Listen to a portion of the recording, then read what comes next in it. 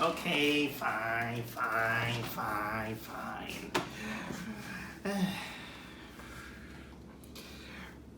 Remember that I said that it was gonna take me a lot of courage to watch Chip and Dale Rescue Rangers, the movie.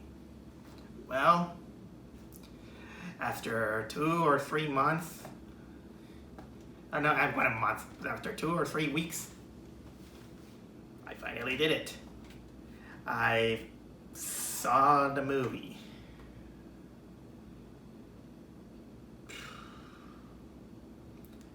Why do people like that movie?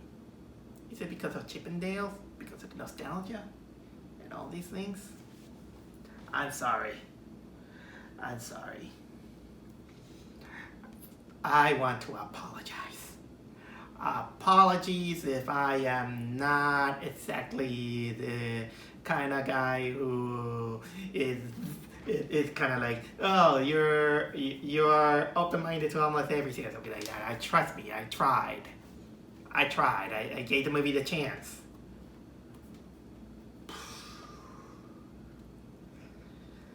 But before I start out ranting about this movie, I want to tell you that I did grow up with Disney afternoons. Obviously, I watched Chip and Dale Rescue Rangers. And honestly, to be fair, I was never a fan of Chip and Dale's. At least the original ones. I think that Chip and Dale were really mean-spirited to both Donald Duck and Pluto. And these characters are kind of like my least favorite cartoons. Whenever I watch, the classic Disney cartoons, because obviously they were rodents that they were giving Donald Duck and Pluto or kind of like a miserable time, especially to Donald Duck. I watched it a lot with the Donald Duck, and there were a few times in which they made Pluto miserable. And I understand, that was kind of like the joke, the joke of the things. But even as a kid, I did enjoy it, but I wasn't technically a big fan out of it. Even when Rescue Rangers came for the Disney afternoons, in my mind, it was like, it's very ironic how these two chipmunks, who basically were pranking Donald Duck, they suddenly became a small team of rescuers that solve crimes and all these things. But honestly, I'm not gonna lie by saying that I did enjoy this show. I actually like some of the stuff that they got. I love that Chip and Dale actually had kind of like a personality instead of being kind of like just twins. I like their characters like Monty, Zipper, Gadget. I like them, and there were some episodes that I always remember. Oh yeah, I'm one of those crazy guys who actually think that probably they missed the opportunity to add Foxglove as a Rescue Ranger character. So much that you know what? I forgot to. I think I got it here. Yeah, I think I got it here. When I was in Canada, I went to a comic shop and I bought 2 of those comics. And honestly, I like where the Kaboom comics went through for the story of Chip and Dale Rescue Rangers. And I'm not gonna say what it happens, but I only got those 2, and I like where it went to. Although nowadays Disney is trying their best to reboot almost everything from movies and all from their own movies, their own TV shows, and Well, at least I will say that the DuckTales reboot was kind of like a success. I'll say so. No, I enjoy it. Although there were some questionable things that I have, but I'm kind of like open-minded here and there. But that's not saying much when I was talking about the Disney remakes slash reboots, the Disney remakes and all these things. Honest, and as for this movie, I wasn't exactly too hopeful ever since I saw the trailer, because the trailer very much felt like it was a very kind of like a joke in itself, and I was kind of like rolling my eyes out because since it was from the director of the Lego movie, and in my eyes it was like, oh, so it's gonna be a midlife crisis, kind of going into the nostalgia, saying that these times were good when we were children, and now as an adult, of course, we cherish all these things, and yada nostalgia thing, and of course showing up how when we grow up we kind of turn out miserable, and we want to return to the good old times and all these things. That is my the biggest expectation that I saw from the trailers, I'll say. But what got me most also is that they are not even using the how can I say, Chip and Dale, talking in their squeaky voice, but instead they are talking, like normal people, with guys that are not even voice actors. Although, to be fair, Russie Taylor didn't basically did her voice like that. She talked kind of like normally, and in order to create the Chip and Dale voice, they speed it up a little bit to make it more high pitch and all these things. And then, of course, the second trailer also didn't interest me a lot, but. And of course, the other thing that prevented me about watching this movie is that it was exclusive for Disney Plus, and thank God that it was exclusive for Disney Plus. I just had to find out another way to watch it, which I got to. I found another way because I was still curious, very curious about this movie, because the movie felt like it was not only that, because it was gonna feel like a new kind of like in the universe of Roger Rabbit, where cartoons and humans live together. And I'm kind of very open to this until I remember that there was something called Space Jam 2, New Legacy, and lo and behold, I didn't like this movie. Chip and Dale Rescue Rangers, the movie, was, in my eyes, it was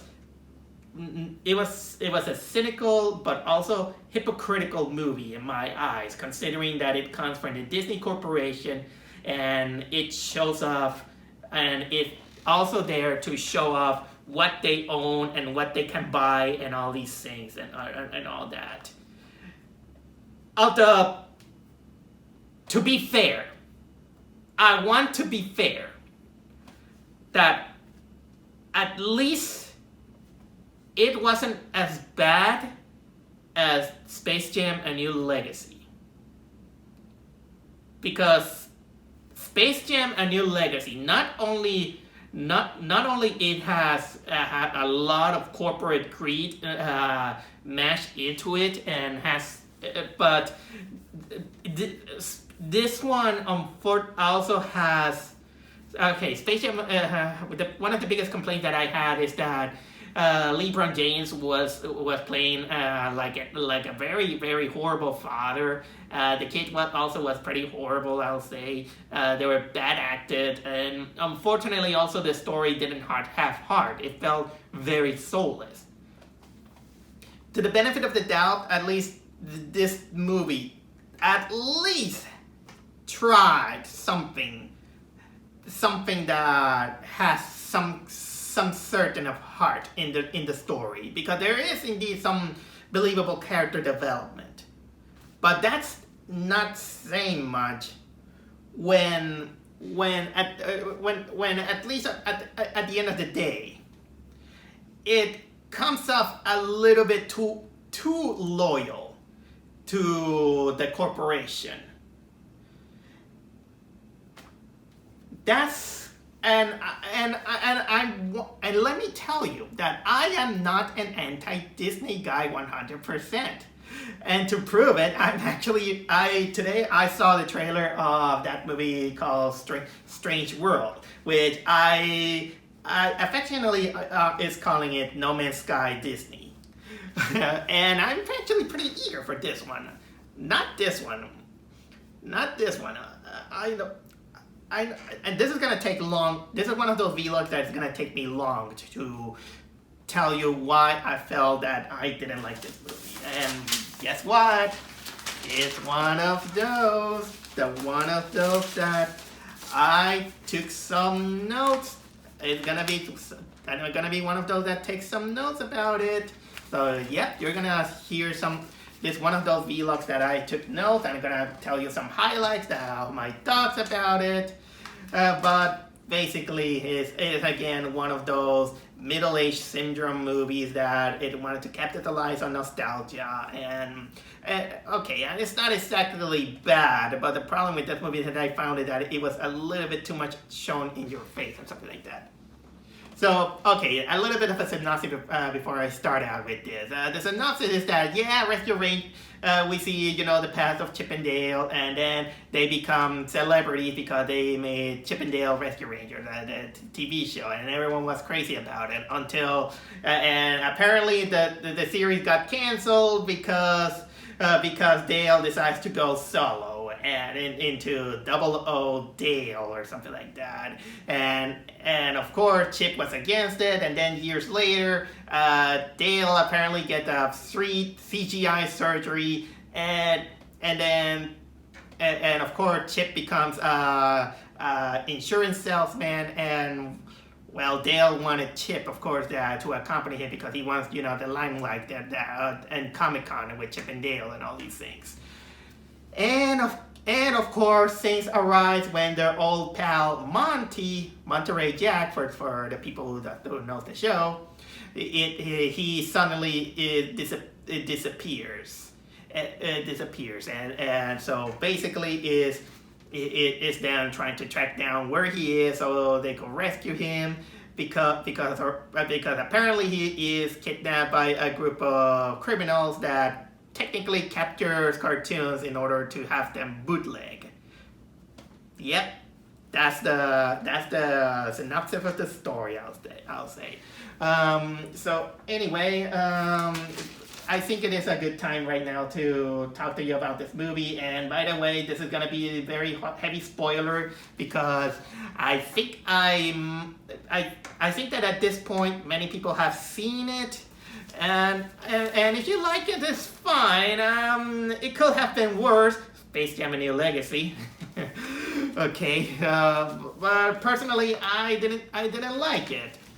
First of all, like I said, I didn't like that during the whole movie, in order to make it kind of like a joke or something, they have what was the name of the actor? Andy Samberg and John Mulaney playing Dale and Chip respectively. Because honestly, I think they did. I don't know if they did that in order to play out as a joke or something, saying that okay, now they're serious or something like that. But personally, that looks really bad and kind of disrespectful to Russi Taylor because honestly. I think voice actors need more credit than it should be, and they just only have them on the leads because they are they're just kind of like actors that people might see in it, and this is something that is happening a lot of times. And the more I think about it, it pisses me off that people who actually break their voices in order to bring out a personality on the characters, they don't. It doesn't feel like it. Even if Russi Taylor's voice was kind of like edited to give the effect, at least she tried something about it. Okay, so continuing on. Okay, starts in 1987. Of course, we get kind of like it sets up the world that humans and cartoons live together. And the first joke that happened is that there is a goat with no pants, and then a teacher comes and say, "Hey, why are you not wearing pants? You're not Donald Duck." And the first time I heard this, it was like, this is gonna be a tough sit. So, and of course, it becomes even tougher when the narrator, which is of course Andy Samberg as Dale, going like, "Hey, we are Chip and Dale, and when you think Chip and Dale, what do you think? This guy named Chip and Dale? Or no, what about the Chip and Dale dancers?"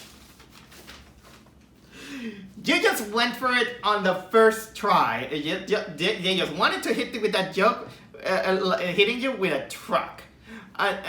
Instead of, and I think that he could have worked better at making the joke if they kind of set it up into something, but no, they just kind of like, "Hey, this is hey, remember Chip and Dale? Oh, no, it's the dancers."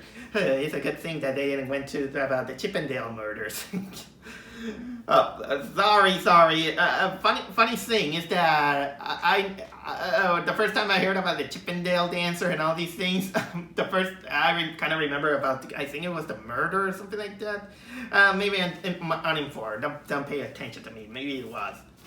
But anyway, we see kind of Chip and Dale making a kind of like friendship, and we see the backstory that I already told you, and we see apparent that all the Chip and Dale episodes were Rescue Ranger episodes. They were all filmed on set. Kind of like Roger Rabbit. Even Roger Rabbit makes a cameo in this one. And then, of course, years later happened, and Dale became the CGI, and we see him on Comic-Con. Oh, I bet some people that were on that I know that people are pretty eager for me to talk about this, but okay. First of all, okay, maybe I'll talk about my thoughts about the CGI later, but I bet many people are waiting for me to talk about the elephant in the room, or in this case, the hedgehog on the room, because they decided, in order to kind of make itself hip for the internet audience, they added the ugly Sonic as part of Comic-Con, and he's voiced by what is the name of that guy? He's there, Tim Robinson. Tim Robinson voices Ugly Sonic, and they kind of make this running gag in which every time he talks, everyone is like horrified by his teeth, because the internet knows that it's kind of like the meme and they wanted, and whenever Ugly Sonic appeared, that they wanted to milk this joke to the max and all these things. Oh my god, and honestly, this is something that maybe could have worked once, but they wanted to milk it all the way with this ugly Sonic thing. And we know, I know that it becomes a meme on the internet, and because thanks to that, thanks to Ugly Sonic, it kind of became an example of how not to design a character if you want to put it on a live action environment. But it's not something that is something to be proud of and be famous or something like that. At least the Sonic the Hedgehog new movie, that now he looks better, but this one is now kind of like felt like it's kind of like a bad example. And it's kind of like the guy didn't get the joke of the memes. So anyway, Chip, what else I can say? Okay, they have the normal voices. I already talked about that. During the dance sequence, I am kind of surprised that I'll give this credit to the movie that sometimes it's kind of like a hit and you'll see some Easter eggs. Like, for example, there was MC Hammercat. What else there is? I talked about solo career. The Baloo from the Jungle movie. The remake appears.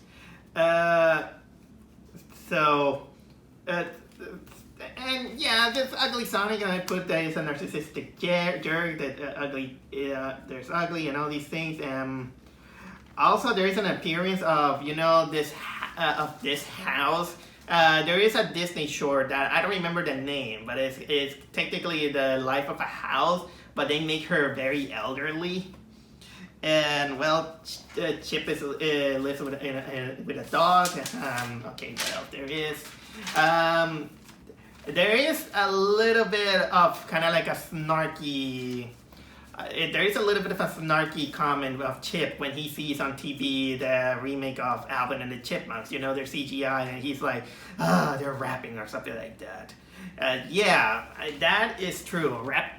Sometimes nowadays, now when you see cartoon character rapping and it's a very bad rap, then it feels like they're trying to be hip to an audience, and it feels a little bit cringy. And well, then we see, of course, okay, what else? We see Monterey is voiced by Eric Bana, by the way. What else there is? Then Dale comes, and of course later he gets. And of course, when another thing that it kinda a little bit was, okay, this is another one of those middle-age syndrome things in which the more you grow up and more go into life, your life becomes a little bit more miserable. Poor Monty. The way Monty was treated on this one is like he was a washed-out alcoholic anonymous recuperating guy, because in the show and even in this one there was the running gag that Monterey Jack, he always has this obsession with cheese and all these things. There was even an episode dedicated to him in which he had to defeat those obsessions in order to save his friends. But this one, my God, the way how he looked at it, he poor guy. When it's kind of like when these celebrities get washed up with drugs and you see them kind of like in their underwear, the unkept beard and all these things. It kind of like sad. Oh, jeez, poor dude. But the biggest surprise that it got me is about Gadget and Zipper. I gotta admit that this one gave me a little bit of a chuckle, because I was like, wow, I can't believe that you did that. Gadget and Zipper, apparently, how can I say, on backstage, they were actually a couple that eventually get married and get children. Mind that I'm gonna let slide about how the hell that happened, but still, that was kind of like that is probably the biggest what the hell moment I've seen in at least in this movie. I was like, really?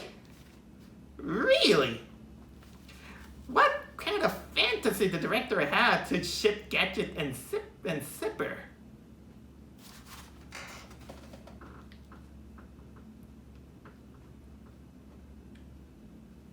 Continue on. So yeah, then later they find out that Monty disappears, and when Chip and Dale go to see, the cops are there, and the whole cops it is lead by this. What was it? It was kind of like this claymation guy with a mustache. What was the name of this guy? It doesn't say exactly who it is, but he's. Oh wait, let me go a little bit down. Captain Pooty it was called. Captain Pooty, and he's played by J.K. Simmons. And well, this is technically what would you get if you cross Gumby with any mustachio cop that it is. The one that comes into my mind is kind of like the mustache detective from Astro Boy. I don't remember exactly the name, considering that I'm a Tessica fan. But combine this guy and with Gumby, you get this guy. And also there's a cop played by Kiki Lane. plays Ellie. She's basically is kind of like the #1 fan of the Rescue Rangers, and this is the reason why she became a cop and all these things. And well, I'll go to her later.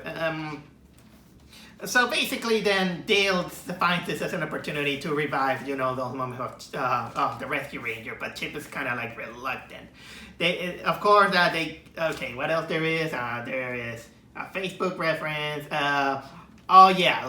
This movie is pretty proud of itself on, that they can afford, all the rights of a lot of things, even from other studios, so much that that you see kind of like billboards like saying Fast and the Furious Babies or Mrs. Doubtfire, but Mrs. Doubtfire with Mrs. Doubtfire 2, in which he had kind of like a bald head. Although there is also kind of like Batman versus E.T. Oh yeah, I remember. Batman versus E.T. Congratulations, Disney. You made a movie worse than Batman versus Superman. God damn, jeez. Okay, what else I wrote? Oh, there's a moment in which I actually did. I agree. I gotta give it another credit that I kind of chuckled that a sock puppet was actually one of the cops. I actually kind of like that one. So basically, they talk that the whole operation is kind of run by some shady guy named Sweet Pete, and who basically kidnaps cartoons so they can be bootleg. And basically, it's kind of like an cartoon trafficking in which they, how can I say, they modify them and sell them as bootlegs. And apparently the process takes like 2 days or something like that. So they try to find leads in Main Street, USA. We see some of the cartoons. Even we get a cameo from Phineas' mom, from Phineas and Ferb, I'll say. And then this is when I noticed something that this is one of the things that I wanted to complain, I'll say. And I want to complain about the CGI character, especially Dale, in which I find it that Dale and some of the CGI characters, they're not well done, I'll say. They're not good. It's not as bad as the ugly Sonic, I'll say. Although that kind of makes me joke on myself. But the problem that I had is that when they are now CGI, this is something that this is the problem that I find if you kind of incorporate it into live action, is that the CGI, sometimes they try to make the colors so realistic and so blending into reality that they blend a little bit too well. So to the point that it feels like live action and feels so synthetic. I think that this is the artistic choice that it goes through. I'm not technically 100% against it, but I think they should have done a little bit better with the coloring. Instead of looking so grayish or something like that, they should have made, for example, Dale having kind of like a little bit more of brighter color, so he doesn't blend too much. At least I'll give the credit to the traditionally animated characters like Chip and other characters, or sometimes the anime characters, that these ones, at least they blend well. Although they're not exactly good looking as Who Framed Roger Rabbit, but still there's some, you see some hiccups here and there. This one I can't complain too much, because this one is making them blend into live action is more challenging, and it's more challenging in 2D more than CGI. So but practically make the mistakes of the traditionally animated characters are more forgiving compared to the CGI characters. And what else I can say? We get to see kind of like this cheese seller Muppet, in which I kind of gave out a little bit of a chuckle that whenever he goes into evil mode, it kind of reminds me of the Happy Time Murders. Okay, they sent some Sweet Pete. Okay, got that. They get captured. Chip and Dale, they kind of get into the moment in which they've talked and enter their ranting and something like that. They go to the Uncanny Valley, in which literally is an alley where there are animated scenes that goes into the Uncanny Valley, including that Cats from the Cats movie. Okay, so they meet this dwarf from the Uncanny Valley who can't look them straight in the eye. He's played by Seth Rogen, but I think he kind of came out from how can I say, from kind of like the reject from Game of Thrones or Lord of the Rings. Seth Rogen, I'm kind of surprised that he is there, considering the controversy that Seth Rogen is having right now. Especially considering that last year he made this awful animated series called Santa Inc. So although well, maybe they take him because Seth Rogen, he always has this unique voice. And well, he leads them to the main villain of the movie, which is none other than Sweet Pete. And guess who Sweet Pete is? He's none other than Peter Pan. Peter Pan, who became an overweight Italian wash-up adult. And he's the head of all the bootleg operation because when he claims his success on the Peter Pan movie, he grew up. And because he grew up, he get fired. And guess what? I haven't researched at this moment a lot about it because I wanted to keep this movie kind of like a surprise to me. But I did hear that this movie got into controversy with audiences because what Peter Pan got through and the way he turned out, it kind of mirrors what the original voice actor had went through to. From the Peter Pan movie. I'm not 100% knowledgeable about this, but I heard that there was a kind of like a controversy about it. So I don't know what exactly is at the moment, but I do hear that it was kind of a controversy, and I was like, yeah, I kind of get it. Although it's not exactly kind of like the first time in which they villainize someone who is kind of like a beloved property or something like that. I love it or hate it. That kind of felt I kind of understand when I had kind of like the same feelings with Scrappy-Doo and the Scooby-Doo movie, because at first I didn't mind Scrappy-Doo when I was a kid, even though I wasn't exactly a fan of Scooby-Doo. But when I saw him becoming the villain on the Scooby-Doo movie, it was like, what the? Really? And I bet that this is the same feeling that people might have now with Peter Pan. Hey guys, here with a small disclaimer to say that after recording this vlog, I did a small research on the supposed controversy, and this is what I learned. Apparently, the movie's villain is based on former Disney child actor Bobby Driscoll, who is known for his roles in Song of the South, Treasure Island, and of course, Peter Pan, playing the lead as well as his animation model. Unfortunately, Bobby was growing up and reached puberty, so Disney deemed him unmarketable and fired him 3 years earlier from his contracting deadline, weeks after the release of Peter Pan. Additionally, the new owner of RKO's Pictures, Howard Hughes, hated child actors and wanted them out of the payroll.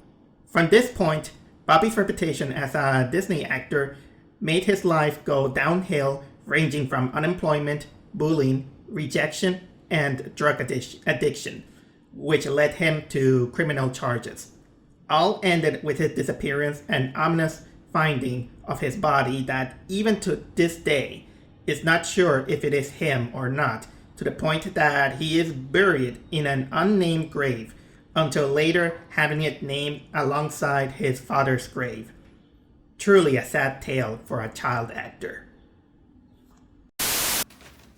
So basically, apparently, because he got fired and all these things, he finds new success on bootlegs. Bootlegs movies, and he decides, to expand his bootleg operation, all these things. And that bootlegs are technically illegal, I'll say. I haven't seen too much bootleg stuff. I wish I could watch a bootleg movie and kind of compare it, but I know that movies like Ratatouille is crap and all these things. Okay, what else did I wrote about this? There's also a polar bear with henchman, which is called Jimmy, and he's basically the Coca-Cola bear. Okay, what else there is? They escape from the escape from the toilet, and I gotta say that I give out a chuckle that after they escape, on the corner there is a billboard that says Lego Les Miserables.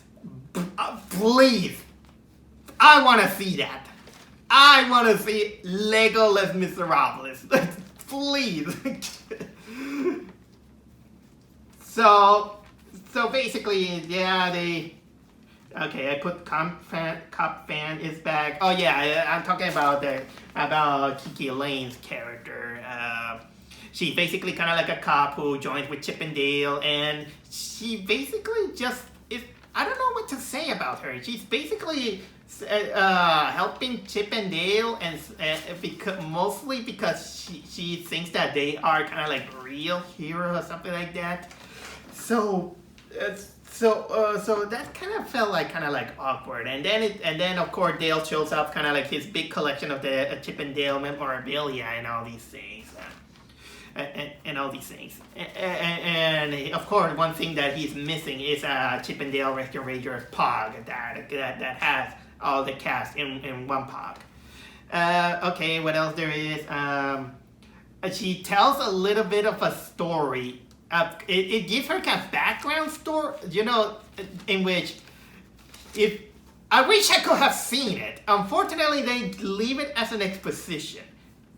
And the exposition about our main character backstory is that she says that, okay, the cops doesn't take me, my fellow cops doesn't take me seriously because I got a tip that Peppa Pig is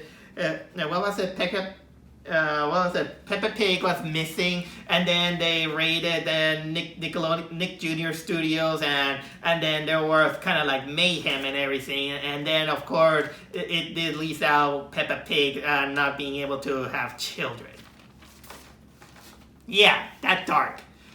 Okay, so what else there is? They decide to infiltrate kind of like a place in order to, get the parameters and locations in it. They disguise as rats. Okay.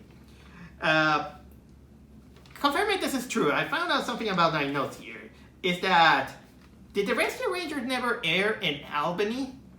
In Albany? I want to know that, please. And unfortunately, this Albany plot was actually, how can I say, a red herring. Okay, what else there is? Oh, when they go to this sauna place and all these things, I was actually really surprised. I was actually surprised that there were two little pigs on the sauna, but also one of them there is none other than Randy Marsh from South Park, or Karen Marsh, because the last episode they have Randy being called a Karen, kind of like the joke. But I was surprised that Disney managed to snuck in probably one of the most foul-mouthed characters there is. And honestly, I want to complain something about not complain to Space Jam, but I want to complain all these people that they kind of complain and saying that why they have to add the Clockwork Orange gang from in Space Jam, which is supposed to be, for a family-friendly audience. Or they have Rick and Morty and something in a family-friendly audience or something like that. I mean, they complain that to Space Jam 2, and still I haven't seen someone complain about this for Chip and Dale Rescue Rangers, and they add kind of like, Simpsons, South Park, there was a moment also like Rick and Morty, and you're kind of defending. You're just kind of defending the wrong thing. Again, I don't have a problem with that, but don't make. But I can't believe I'm half defending Space Jam: The New Legacy. But when it's about this argument, this is an argument that you can't. It feels like you can't win, nor you can't lose. So this is, you know what? This is a great topic that should be, how can I say, put in a stadium, and then have this Congress, a Congress that we should just say that, hey, are we allowed to put Randy Marsh in South Park? Should we put Randy Marsh on a Disney movie? Can we do that? You know that South Park is very foul-mouthed, and they have a lot of things that are, well, I mean, please. No wonder I find this movie. I think I hear a little bit of hypocrisy an air of hypocrisy in this movie. Because some people they complain to Warner Brothers about doing something similar in Space Jam, and now they're doing it with Disney, and I don't hear peep about this. Okay, and then comes another and speaking of Space Jam: A New Legacy, they come up with this fanboy Snake that he's a fan of Chip and Dale. And we see this moment in which they are forced to rap the Disney Afternoons theme. They kind of come creative with this, but this was cringy. This was as cringy as the Notorious P.I.G. Hypocrisy again. So they get into the dance, they're gone, and then they decide to go, to raid the place where they are. They all escape. And of course, Chip and Dale, they have to escape some laser that it bootlegs all the characters. Chip then gets his ear kind of turned into a Snoopy ear. And well, I also want to say that they wanted to. Someone decide there were some designs of how Chip and Dale they're gonna be bootlegged in some different designs. And this is where I did saw kind of like Simpsons Chip and Dale or Rick and Morty Chip and Dale. Again, I already told you about that. Okay, right. They found some cartoon objects. I did find kind of like a Jimmy Neutron hair, but they noticed Monty's mustache. So basically, they are sad that they couldn't get him. They go to the cops until they kind of reveal that there was kind of like a plot point in which Chip was angry at Dale for going solo and all these things. And there was kind of like this thing in which Dale, he just went solo because he didn't want it to play like the dumb guy or something like that. So basically, yeah, they just only put there in order to spice up the emotions, I'll say. There was kind of like also this pairing in which Monterey Jack he wears a cologne and they smell it on the Officer Gumby's on the Officer Gumby's place. But they realized that they kind of begin to suspect that it was Ellie because she was with him and all these things. The fangirl, I'll say. There was also this moment in which there is kind of like an advertisement on a bus stop in which they had Butthead as a senator. And of course, because they need the help of the FBI, they just need the help from Ugly Sonic because apparently he bragged that he's with the FBI and he's gonna be within a show with them. And of course, they don't believe it. And we get a tale on Comic-Con where we see a cameo of Paul Rudd, some other cartoon characters. We see original He-Man. I think this is where the budget came because this is technically showing up a lot of the things. And of course, it ends up arresting the dwarf and the polar bear. Well, actually, the polar bear kind of became infatuated with Baloo and all these things, and they were rescued by Lumiere and all that.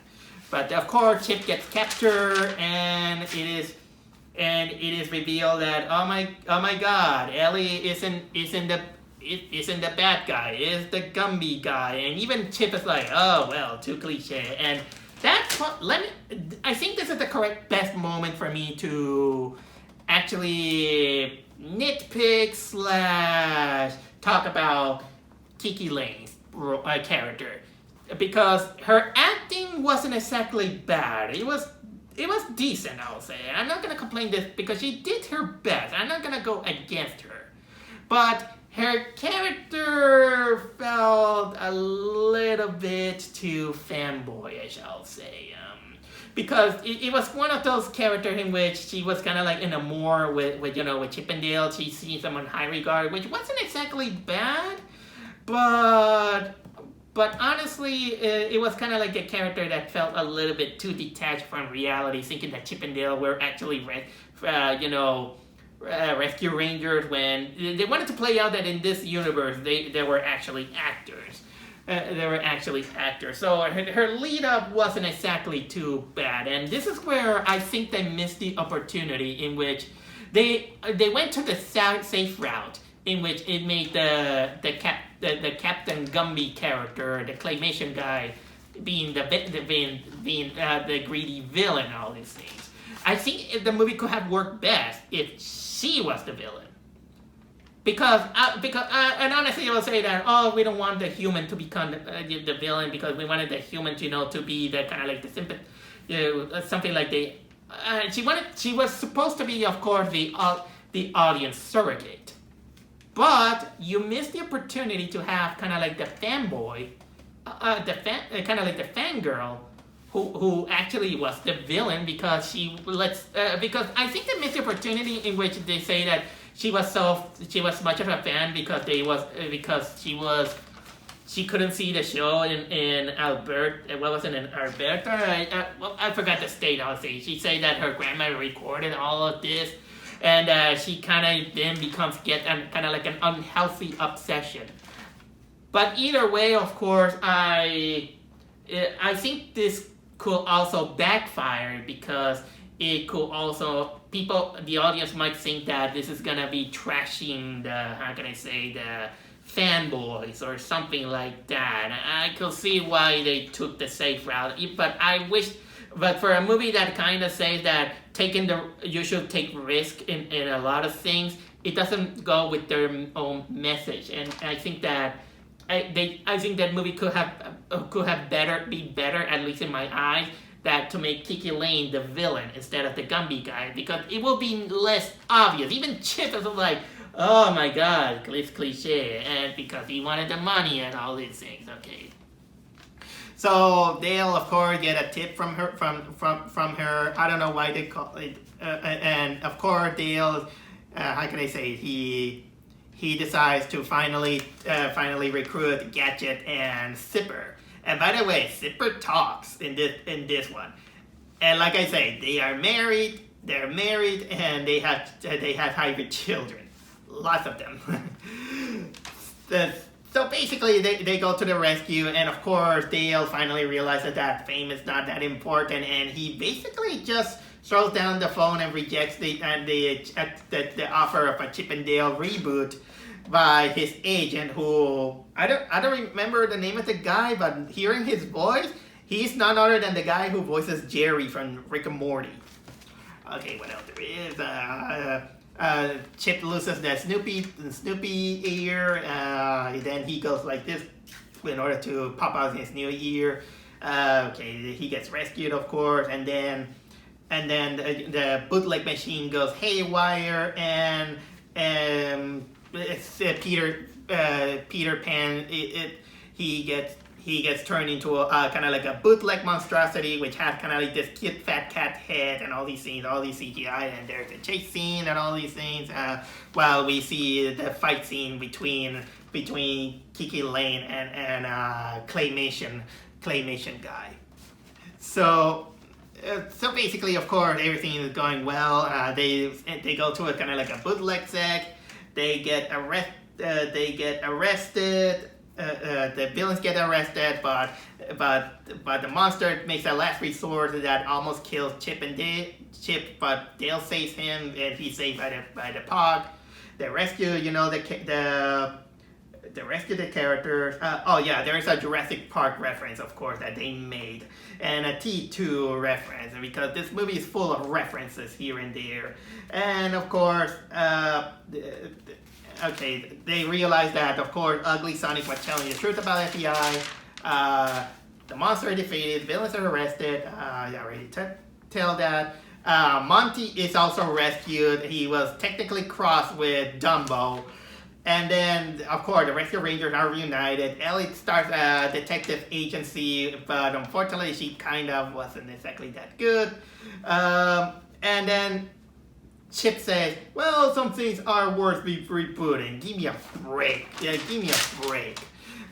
Give me a break. You back out. You back out. You wash out scene. And then the credits, Rescue Ranger become popular because nostalgia becoming popular, and the whole series ends with Darkwing Duck complaining, saying that, hey, where's my reboot, or something like that. Jeez.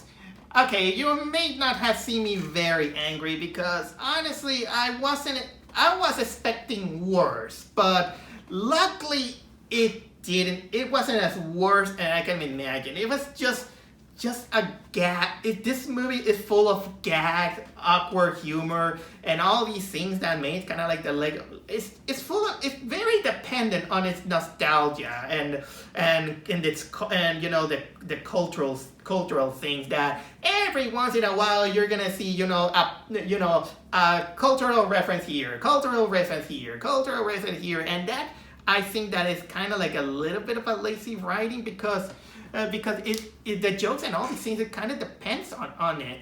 And unfortunately, and considering that Disney is a monopoly now that is almost buying out everything, I felt this work being more disingenuous than Who Framed Roger Rabbit, because at least in Who Framed Roger Rabbit, there was a semblance of cooperation between the different studios. It wasn't very easy at this moment to have, for example, Warner Brothers and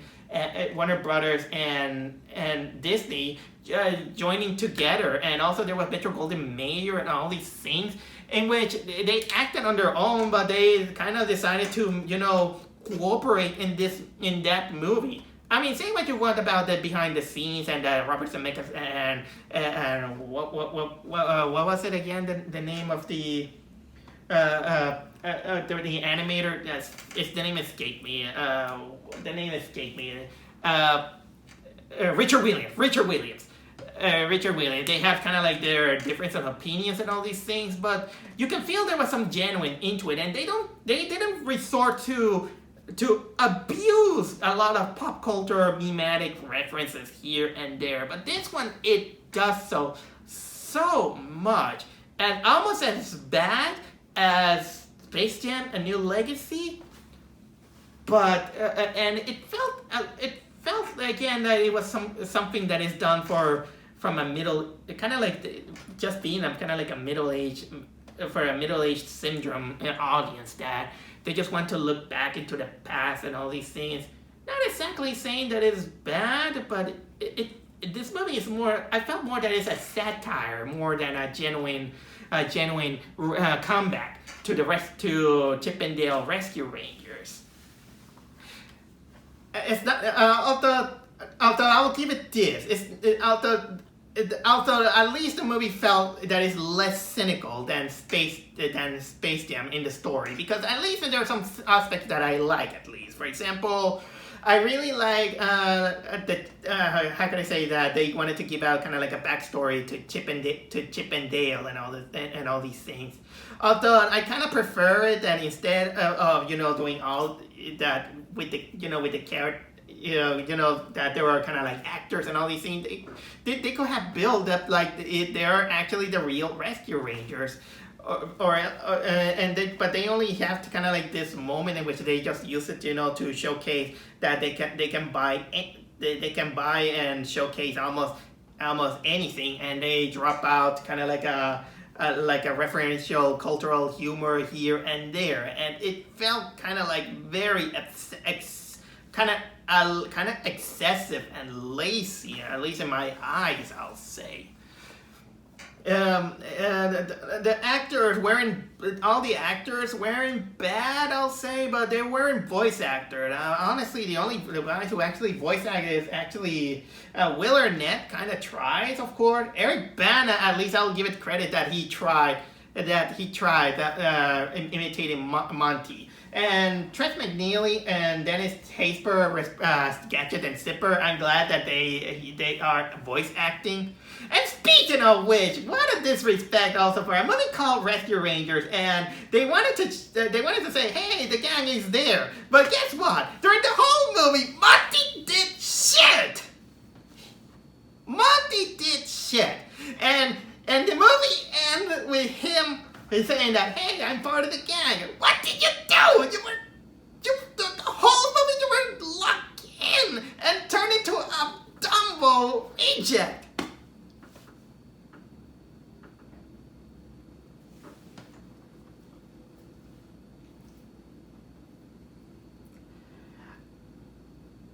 Let me recap again, saying that I also don't. I am not exactly against Kiki Lane. She did a nice job for what she has done, but again, I felt that you wasted the opportunity to make her like the villain. I kind of wanted to see her as the kind of like the villain instead of the Gumby guy, because it, like Chip said, it was kind of like too obvious, I'll say.